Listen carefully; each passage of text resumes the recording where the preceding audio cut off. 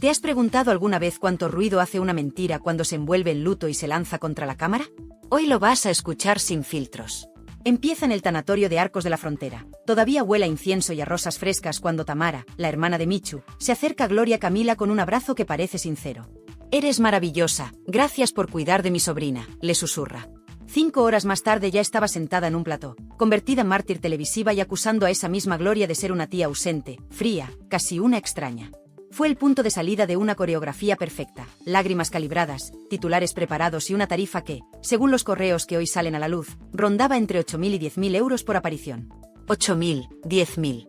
La cifra resuena mientras imaginas a la pequeña Rocío, 8 años de inocencia, metida sin pedirlo en el huracán del Prime Time. La estrategia de Tamara es manual de mercadeo sentimental. Primero, victimizarse. Segundo, satanizar al rival. Tercero, ofrecer el producto de su dolor al mejor postor. Y el dolor se vende caro.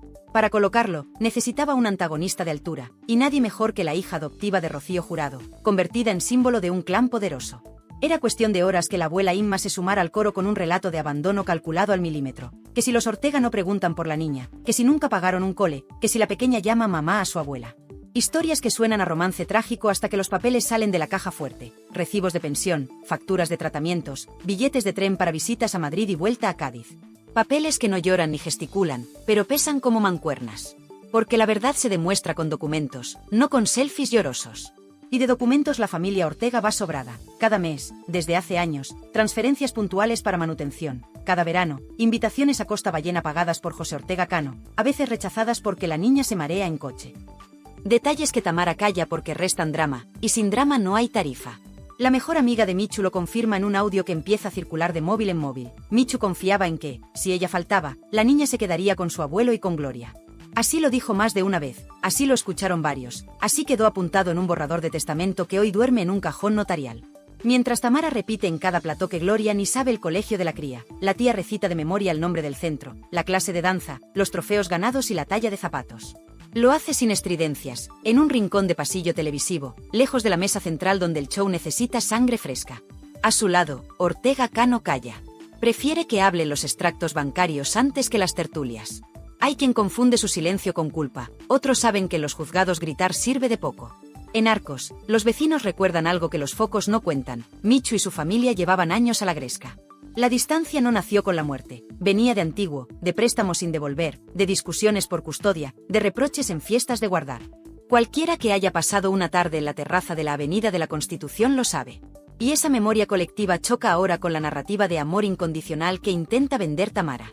Entre tapa y tapa, el rumor corre, la hermana necesita dinero, la madre tiene deudas de vieja reforma, las exclusivas son la vía rápida. Pero si algo indigna más que el negocio del dolor es la incoherencia. Tamara exige la tutela de Rocío mientras ignora que no posee la de su propio hijo, cedida al padre tras un acuerdo silencioso. Ese dato judicial no lo grita en Tardear, claro. Tampoco menciona que su última visita a la niña fue hace meses, ni que la psicóloga escolar alerta de estrés postraumático por sobreexposición mediática. ¿Qué importa el bienestar real cuando el SARE depende de un sollozo bien colocado? La abuela Inma, más prudente, habla bajo y resbala menos. Asegura que la niña quiere dormir conmigo, que llora si piensa en Madrid, que los colegios caros no garantizan educación. Declara con candidez que Tamara y ella tienen la familia perfecta para la pequeña, mientras camareros de Arcos las escuchan planear cuántas deudas podrán saldar con la próxima aparición televisiva.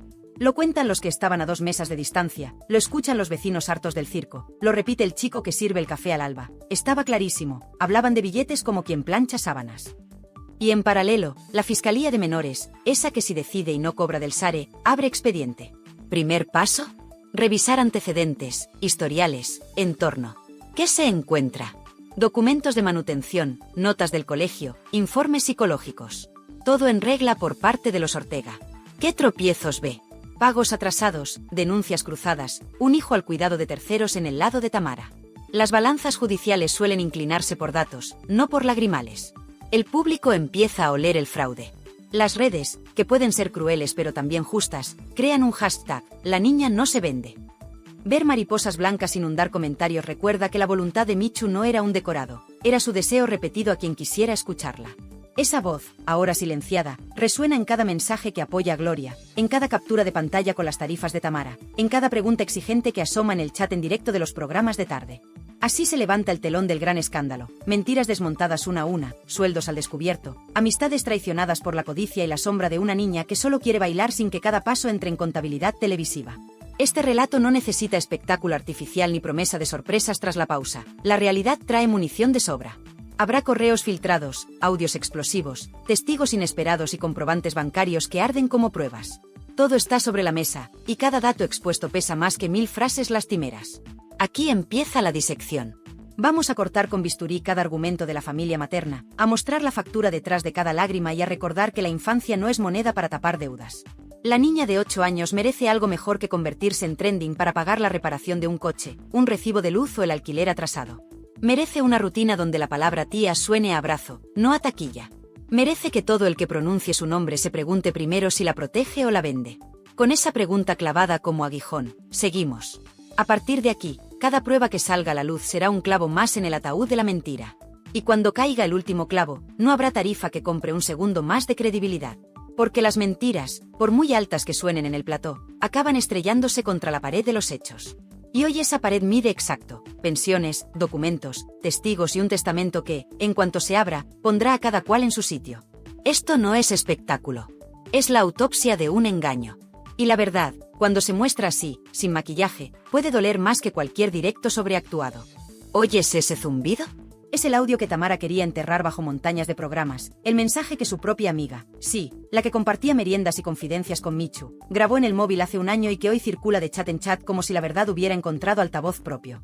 La voz de Michu suena cansada, casi susurrada. Si me pasa algo, Rocío que se quede con su abuelo y con Gloria, mamá y Tamara no podrían con todo. Y luego viene la frase que estalla como bomba de feria, no quiero que mi niña sea moneda de cambio. Punto. Silencio. Fin de la fantasía de la familia abnegada. Mientras medio país reproduce ese audio camino del trabajo, Tamara aterriza en otro plató. Quiere contrarrestar el golpe y en lugar de pruebas, ofrece más lágrimas, más reproches, más abstracciones. Ese audio está sacado de contexto, dice, aunque no explica qué contexto convierte mi niña no se vende en otra cosa que un sos de madre protectora.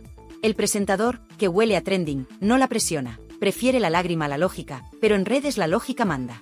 Y la red arde. Hashtags como almohadilla mentira familia Michu y almohadilla Tamara Tarifa trepan por la lista de tendencias mientras el audio se repite a la velocidad de un chisme bien condimentado. Ahora el público exige más que frases sensibleras, quiere papel. Y el papel llega en forma de correos electrónicos. Asunto, propuesta de entrevista exclusiva. Cuerpo, temas a tratar, abandono, falta de manutención, entorno tóxico. Honorarios, 8.000 a 10.000 euros por intervención, plus por conexiones adicionales. Las cifras, escritas con la frialdad con que se anota una lista de la compra, circulan sin censura. Nadie las niega, porque ¿cómo negar un encabezado con firma digital y hora exacta, enviado menos de 24 horas después del entierro? La gente se indigna y se indigna con razón. Mientras el ataúd bajaba al nicho, el show ya cotizaba en la bolsa del morbo. Gloria, por su parte, apenas responde. Deja que hablen los registros bancarios, transferencias mensuales de manutención, facturas médicas, recibos de material escolar. La contabilidad no llora, pero pesa. José Ortega Cano exhibe un simple extracto que muestra las aportaciones realizadas durante los últimos 5 años. Algunas son generosas, otras discretas, todas constantes. No hay altavoces, no hay cámaras. Solo números que desnudan la retórica victimista de Tamara. Y la audiencia, que no es tonta, reconoce el olor del billete auténtico frente al perfume barato de la exclusividad prefabricada. A estas alturas, la contradicción ya es imposible de tapar. Tamara dice que Gloria no visita a la niña, pero los registros de tren anotan viajes mensuales Madrid-Cádiz cuando la salud de José Fernando se lo permitía. Dice que nunca hubo apoyo escolar, pero la dirección del colegio confirma que las matrículas se pagaron puntualmente desde una cuenta de la familia Ortega. Dice que la pequeña llama mamá a la abuela, pero en el audio la niña, con voz de chiquilla despistada, pregunta a la tía Gloria si pueden volver a ver juntas los vídeos de su madre bailando. En medio del huracán mediático, surge una figura inesperada, el camarero de un bar de Arcos, testigo involuntario de los planes de Tamara. El hombre, que no ha pisado un plató en su vida, se graba con el móvil. Escuché claramente cómo hablaba del dinero que le iban a pagar en la tele y de que era la única manera de cubrir las deudas de la señora Inma. Viste camisa de cuadros, pronuncia con acento andaluz cerrado, no firma contratos, no pide caché. Su testimonio, precisamente por eso, es dinamita pura. Porque cuando el pueblo habla sin cobrar, el espectador confía más que en cualquier tertuliano de nómina. El relato de Tamara se desmorona, pero ella insiste. Sigue en la línea de somos la única familia que se preocupa. Parece olvidar, o decide ocultar, que la custodia de su propio hijo está en manos de su expareja. Ese detalle, confirmado en el juzgado de familia de Jerez, deja al público boquiabierto. Quien no puede cuidar al suyo pretende hacerse con otro argumentando amor incondicional. ¿No es contradictorio? Ella esquiva preguntas, culpa a abogados, dice que fue un acuerdo temporal. Pero el expediente indica otra cosa, pérdida de custodia por inestabilidad económica y emocional, una sombra que la sigue aunque apague su móvil. Del lado de los Ortega, la prudencia domina. Marina, la empleada que lleva 20 años con la familia, ofrece el dato que clava el clavo definitivo. Cada vez que la niña venía a Madrid, Tamara tardaba días en responder a los mensajes. Parecía más interesada en cuando regresaba la cría para cuadrar sus historias con la prensa que en saber si estaba bien. Y muestra capturas de pantalla de conversaciones educadas, sin exabruptos, donde Gloria informa horarios de sueño, menús saludables, actividades de ocio. Son mensajes sencillos, pero la sencillez aquí vale oro porque contrasta con el melodrama impostado. La psicóloga escolar entra en plano, aunque sin rostro ni nombre, protección profesional, y lanza un aviso grave. La pequeña Rocío presenta síntomas de ansiedad anticipatoria cada vez que ve una cámara y teme que cualquier adulto pueda convertirse en tertuliano. Ese diagnóstico es duro como piedra. La audiencia se encoge. La discusión deja de ser un duelo de primos y pasa a ser una carrera contrarreloj para frenar un trauma infantil. Y ahí, la balanza moral se parte en dos. Quienes ganan dinero mostrando a la niña pierden lo que queda de credibilidad. Quienes callan y pagan de su bolsillo comienzan a ser vistos como tabla de salvación. La fiscalía, al tanto de la tormenta, acelera pasos, pide informes al colegio, cita a Tamara e Inma, revisa las cuentas de ambos lados. Los Ortega aportan extractos y certificados médicos. Tamara aporta recortes de periódicos y la promesa de un documental propio que revelará la verdad. El fiscal frunce el ceño. Los tribunales no se mueven por promesas futuras ni titulares ruidosos. Se mueven por pruebas, por entornos estables, por historiales de cuidado. Y Tamara, con su propia custodia perdida, no pasa el filtro ni con tacones de escándalo. Mientras tanto, en la calle, el público traduce datos a indignación. El hashtag almohadilla la niña no se vende supera los 200.000 tweets. Se comparten memes donde una mariposa blanca aplasta fajos de billetes. Influencers ajenos al corazón se suman para denunciar que el dolor infantil no es carne de clic. La corriente gira. Los anunciantes sopesan, ¿invierto en un programa que expone a una niña contra la voluntad de su madre? Algunos ya retiran publicidad, otros piden contexto responsable. La presión económica hace más daño que 100 editoriales éticas. En este punto la mentira se queda desnuda. Los correos de Tarifa, los audios de Michu, las capturas de viaje, el testimonio del camarero, el informe de la psicóloga, la custodia perdida del hijo de Tamara. Todo forma una cadena imposible de romper. Y la audiencia experimenta ese momento catártico en que la farsa se revienta como globo pinchado. No hay furia mayor que la del público que descubre que lo han querido usar como caja registradora de lágrimas alquiladas. Gloria, ya con terreno despejado, aprovecha un único minuto en fiesta para lanzar la frase que corre como pólvora. No voy a discutir por amor. Demostraré el amor viviendo con la niña, no viviéndola en antena. ¡Boom! Un hashtag nuevo nace al instante. Almohadilla amor sin antena. La gente se vuelca. Vídeos de mariposas hechas con servilletas inundan TikTok. Rocío, sin saberlo, se convierte en símbolo de cómo la dignidad puede ganar, aunque sea un rato, la batalla a la telebasura. Queda la firma del juez, sí, y queda el trámite notarial, pero la opinión ya dictó sentencia. Lo que Tamara no entendió es que una mentira necesita continuidad, y la continuidad se agota cuando las pruebas reales hablan. Hoy esas pruebas hablan alto y claro. Hablan en voz de audio, en voz de recibo bancario, en voz de camarero anónimo y en voz de psicóloga que protege anonimato. Y cuando tantas voces se unen, ni 8.000 ni 10.000 euros bastan para silenciarlas. Ahora entra el dinero en escena con toda la suciedad de un billete arrugado. Porque una cosa es llorar a tu hermana y otra muy diferente es sentarte a negociar cifras al mismo tiempo que encargas coronas de flores. Lo primero que descubrimos, gracias a un productor de tercera harto de tanta hipocresía, es la lista de tarifas exactas que Tamara había puesto sobre la mesa. Atención al desglose. Por intervención principal en un magazín vespertino, 8.000 euros. Si se trataba de un prime time con más de 1 millón de espectadores, la cifra subía hasta 10.000. Y por cada conexión adicional de 10 minutos, 1.500 más gastos de desplazamiento, más dietas. Todo negro sobre blanco, enviado desde la misma dirección de correo que ella usa para felicitar cumpleaños. Ese archivo llega a nuestra redacción al filo de la medianoche. No hace falta peritarlo, los encabezados coinciden con los correos que ya vimos filtrados el día anterior. Lo contrastamos con la productora que recibió la propuesta y la respuesta es una carcajada cansada. Teníamos lista de espera de tertulianos, pero nunca habíamos visto poner precio a un luto con tanto descaro. La frase corre entre periodistas como pólvora, y al amanecer los foros arden. ¿Quién pone tarifa a su propia sobrina huérfana? Tamara, aparentemente, no ve el problema. En su argumentario interno, todo eso es para la niña. Solo que hay un detalle incómodo. La menor no puede tocar ni un céntimo sin la firma de un tutor legal, y todavía no hay tutor asignado. Así que ¿dónde iba a parar realmente ese dinero? Silencio administrativo. Pero el dinero, si algo tiene, es que deja rastro. Alguien tira del hilo y aparece una agencia de recobros con una deuda pendiente a nombre de Inma, la abuela. 3.700 euros por un préstamo rápido solicitado 5 meses atrás. Cuotas impagadas, intereses disparados. Otra pieza del puzzle, el coche de la hermana, un utilitario rojo, aparece con embargo provisional por 37 multas de estacionamiento. Cada multa no es el fin del mundo, pero juntas cuentan una historia de ahogo económico. Y cuando el bolsillo aprieta, el drama televisivo se vuelve oro.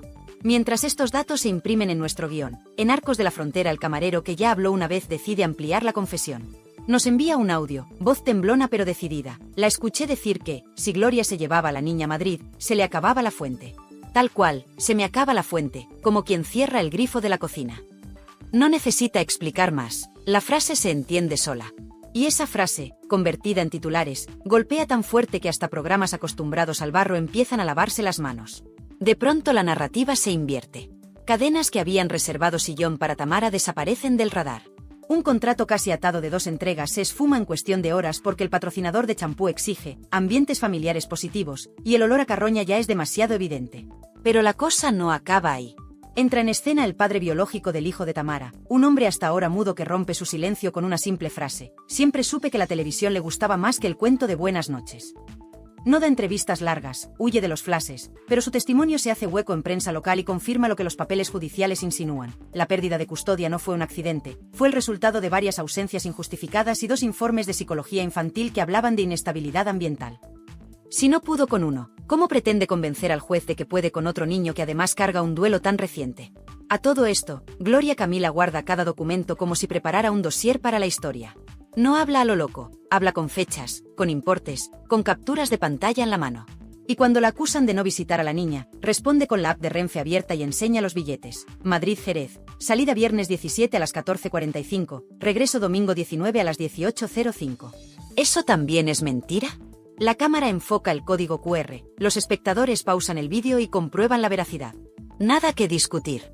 Luego viene el capítulo del testamento. No el oficial todavía precintado, sino el borrador manuscrito que la mejor amiga de Michu conserva como reliquia. Esa amiga muestra al reportero una libreta llena de garabatos donde Michu escribe de su puño y letra: si me faltara la luz, que Rocío se quede con la familia del padre. Que nunca la empleen para sacar dinero.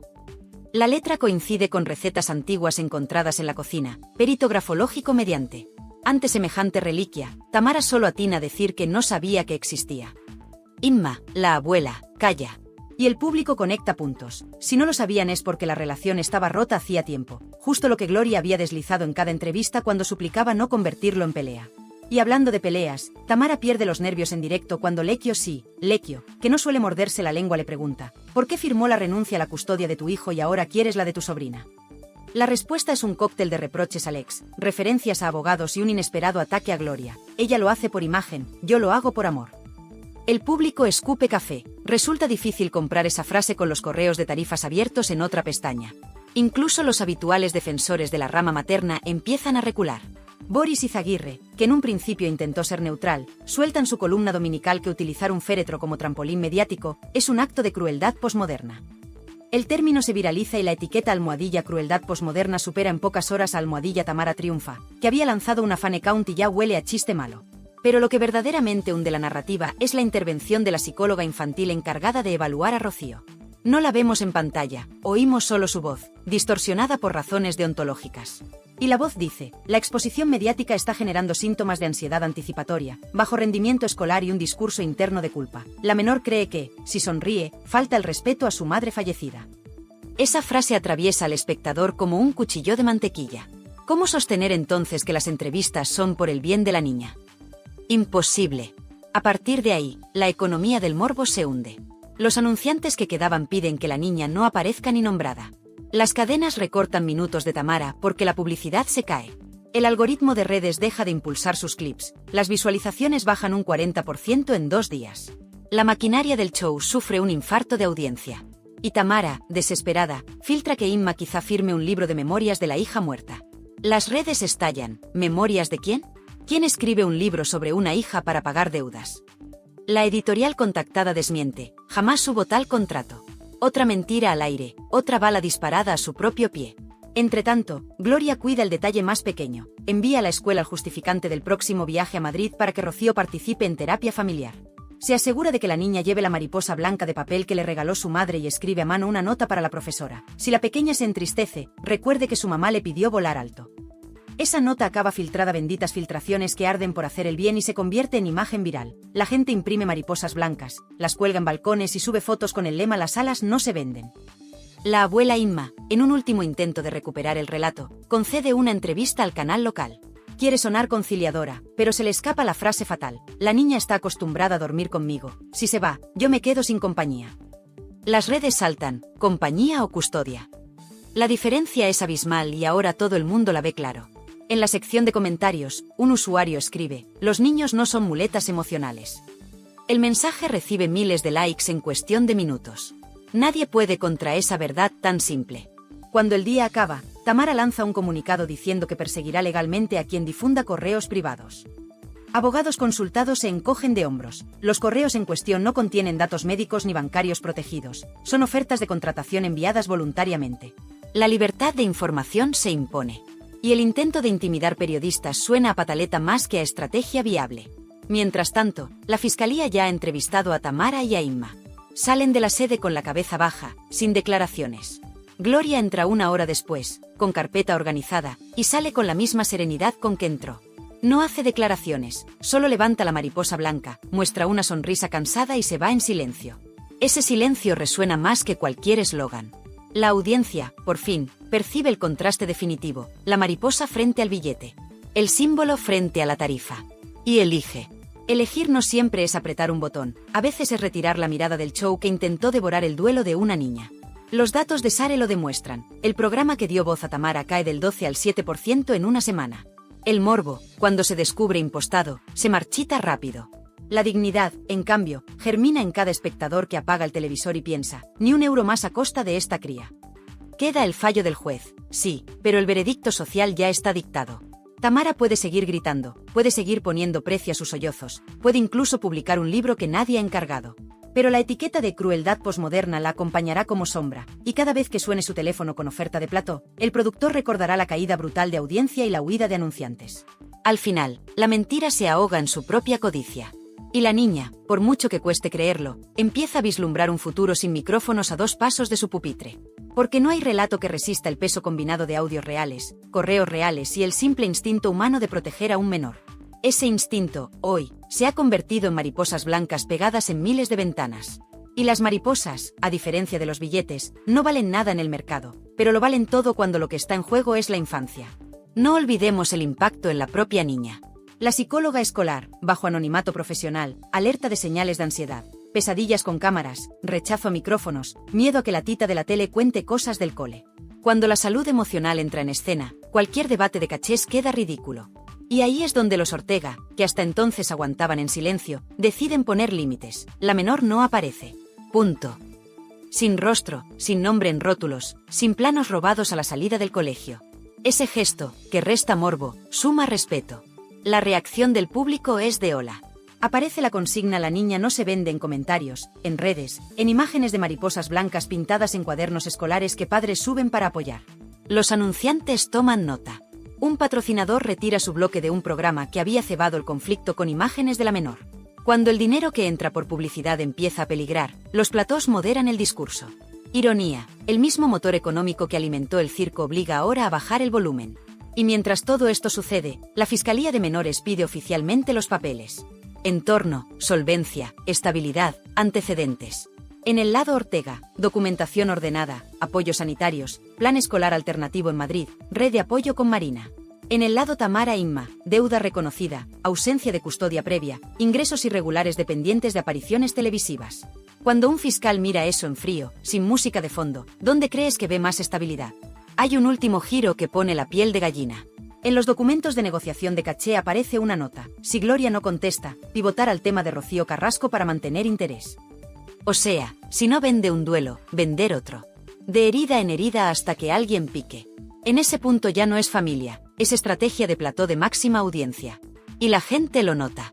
Por eso los comentarios se han vuelto más duros. Con la pena ajena no se hace negocio. Dejad a la niña. Basta de mentiras de luto. Todo este tramo de la historia deja clara una cosa. Cuando el dinero entra por la puerta, la coherencia sale por la ventana, salvo que alguien cierre el pestillo a tiempo. Los documentos, los testigos, los audios y las cifras en euros, o mejor dicho, en miles de euros, muestran quién protegía y quién facturaba. No hace falta gritarlo, basta leerlo. Voy a pedirte algo. Imagina la escena con los ojos cerrados, sin logos, sin rótulos, sin aplausos enlatados. Solo personas. Al fondo, una niña de 8 años que sujeta una mariposa de cartulina blanca. Delante de ella, 2 caminos. A la izquierda, un pasillo de focos y sillas giratorias donde cada paso se paga con exclusiva y cada llanto sube el caché. A la derecha, una puerta de madera con bisagras que crujen y una casa con olor a potaje de abuela, donde el único ruido es la campanilla del colegio. Ahora pregúntate, ¿qué mano la empuja? La respuesta debería ser fácil, pero no lo ha sido porque alguien decidió colocar un mercadillo de mentiras entre el pasillo y la puerta. Y con ese mercadillo se construyó una historia de héroes y villanos que hoy, por fin, vamos a desmontar hasta la última tuerca. No hay guionistas invisibles, no hay temporada de relleno. Hay datos, nombres propios y un puñado de facturas que queman más que cualquier trending topic. Así que ajusta el volumen, porque lo que viene no es un final de programa, es la autopsia pública de la codicia. Empezamos por la pieza más delicada, la custodia de la niña. Según la versión de Tamara, ella es la única que vela por la pequeña, la única que la arropa, la única que conoce sus rutinas. Suena bonito. Pero cuando la Fiscalía de Menores pidió calendarizar quién ha acompañado a la menor a las revisiones médicas, aparecieron 19 citas en las que se registró la firma de Marina, la empleada de los Ortega, y 0 en las que firmara Tamara. 19-0. Dostoyevsky no podría haber dibujado un contraste mayor entre discurso y realidad. Luego vinieron las notas del colegio, boletines trimestrales firmados por el abuelo José y 2 correos de Gloria consultando extraescolares.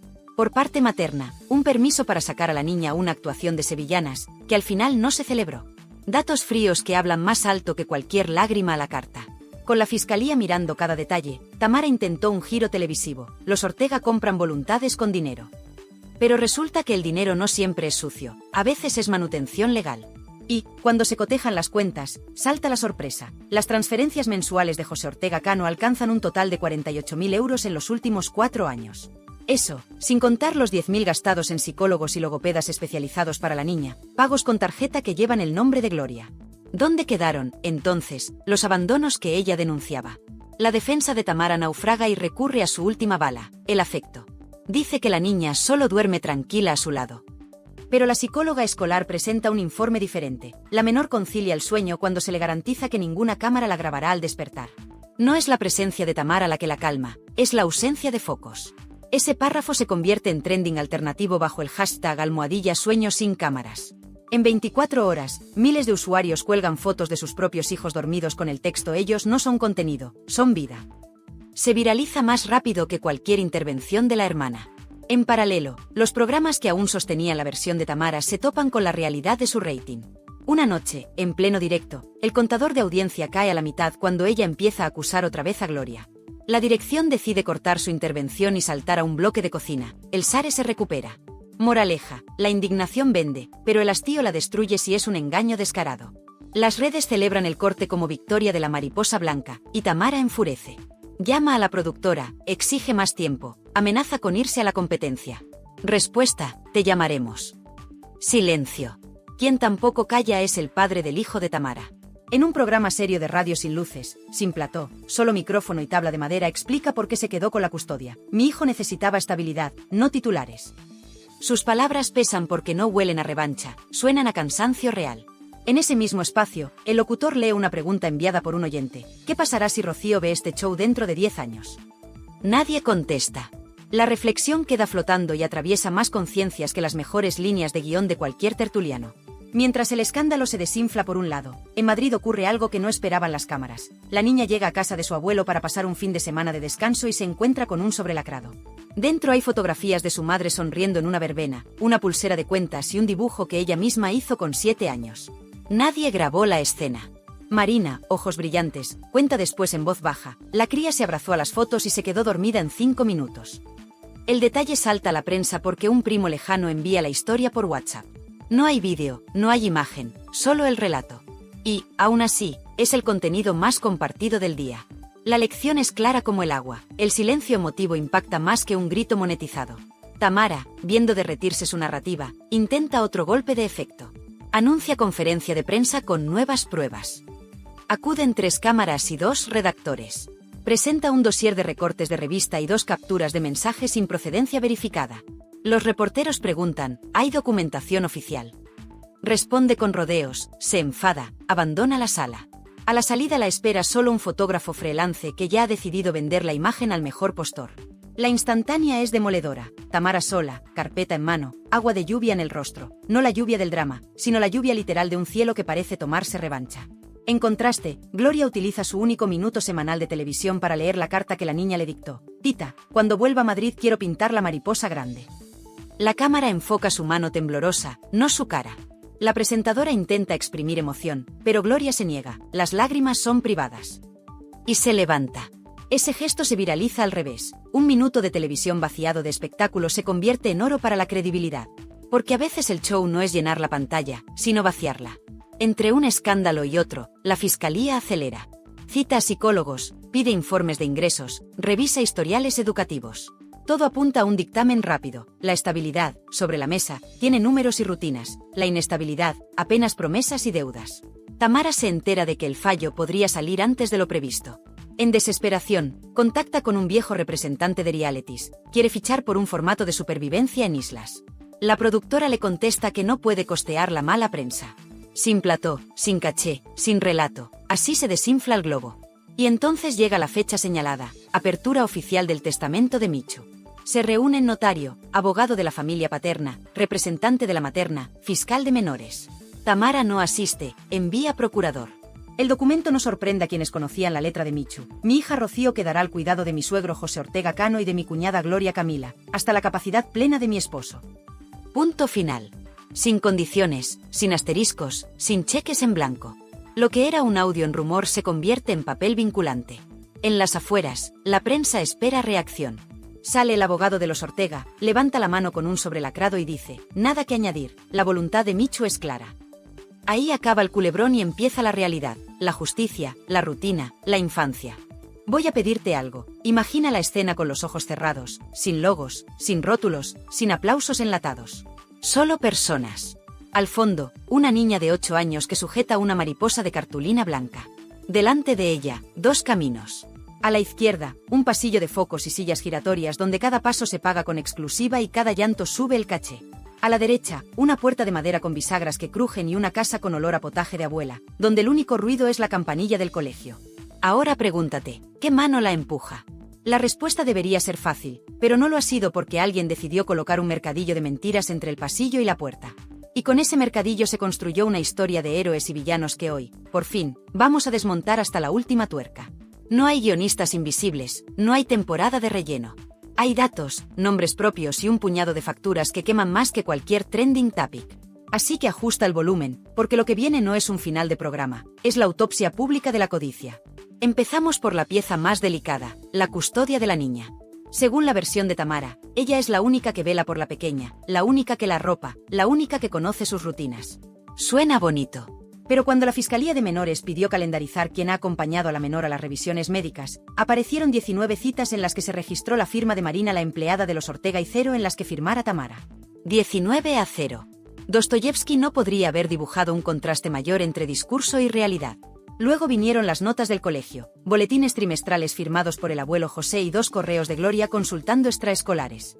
Por parte materna, un permiso para sacar a la niña a una actuación de sevillanas, que al final no se celebró. Datos fríos que hablan más alto que cualquier lágrima a la carta. Con la fiscalía mirando cada detalle, Tamara intentó un giro televisivo. Los Ortega compran voluntades con dinero. Pero resulta que el dinero no siempre es sucio, a veces es manutención legal.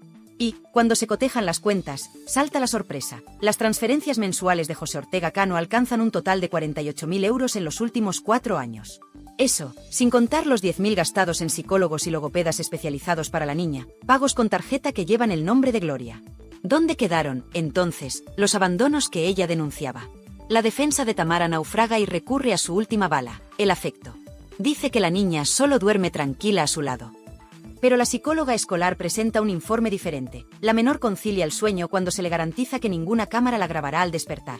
No es la presencia de Tamara la que la calma, es la ausencia de focos.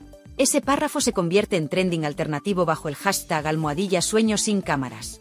En 24 horas, miles de usuarios cuelgan fotos de sus propios hijos dormidos con el texto "Ellos no son contenido, son vida".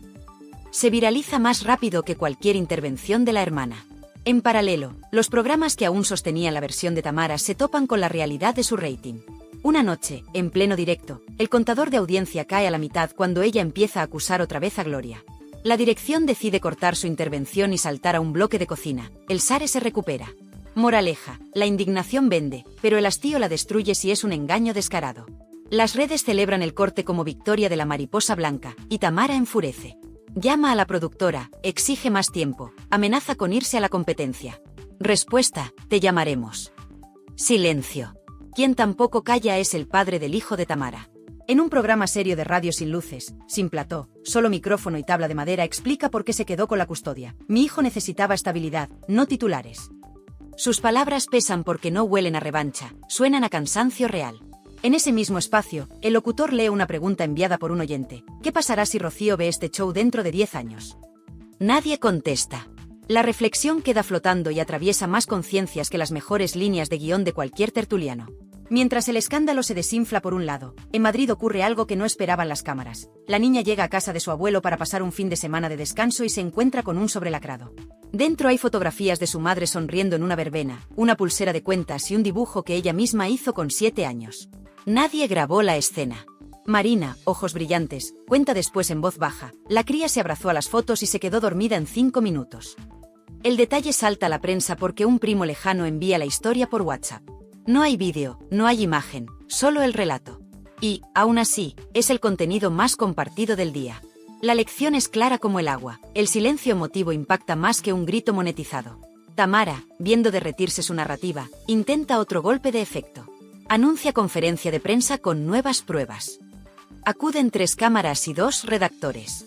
Presenta un dossier de recortes de revista y 2 capturas de mensajes sin procedencia verificada. Los reporteros preguntan, ¿hay documentación oficial? Responde con rodeos, se enfada, abandona la sala. A la salida la espera solo un fotógrafo freelance que ya ha decidido vender la imagen al mejor postor. La instantánea es demoledora. Tamara sola, carpeta en mano, agua de lluvia en el rostro. No la lluvia del drama, sino la lluvia literal de un cielo que parece tomarse revancha. En contraste, Gloria utiliza su único minuto semanal de televisión para leer la carta que la niña le dictó. Tita, cuando vuelva a Madrid quiero pintar la mariposa grande. La cámara enfoca su mano temblorosa, no su cara. La presentadora intenta exprimir emoción, pero Gloria se niega, las lágrimas son privadas. Y se levanta. Ese gesto se viraliza al revés. Un minuto de televisión vaciado de espectáculo se convierte en oro para la credibilidad. Porque a veces el show no es llenar la pantalla, sino vaciarla. Entre un escándalo y otro, la fiscalía acelera. Cita a psicólogos, pide informes de ingresos, revisa historiales educativos. Todo apunta a un dictamen rápido. La estabilidad, sobre la mesa, tiene números y rutinas. La inestabilidad, apenas promesas y deudas. Tamara se entera de que el fallo podría salir antes de lo previsto. En desesperación, contacta con un viejo representante de realities. Quiere fichar por un formato de supervivencia en islas. La productora le contesta que no puede costear la mala prensa. Sin plató, sin caché, sin relato. Así se desinfla el globo. Y entonces llega la fecha señalada, apertura oficial del testamento de Michu. Se reúnen notario, abogado de la familia paterna, representante de la materna, fiscal de menores. Tamara no asiste, envía procurador. El documento no sorprende a quienes conocían la letra de Michu. Mi hija Rocío quedará al cuidado de mi suegro José Ortega Cano y de mi cuñada Gloria Camila, hasta la capacidad plena de mi esposo. Punto final. Sin condiciones, sin asteriscos, sin cheques en blanco. Lo que era un audio en rumor se convierte en papel vinculante. En las afueras, la prensa espera reacción. Sale el abogado de los Ortega, levanta la mano con un sobrelacrado y dice, nada que añadir, la voluntad de Michu es clara. Ahí acaba el culebrón y empieza la realidad, la justicia, la rutina, la infancia.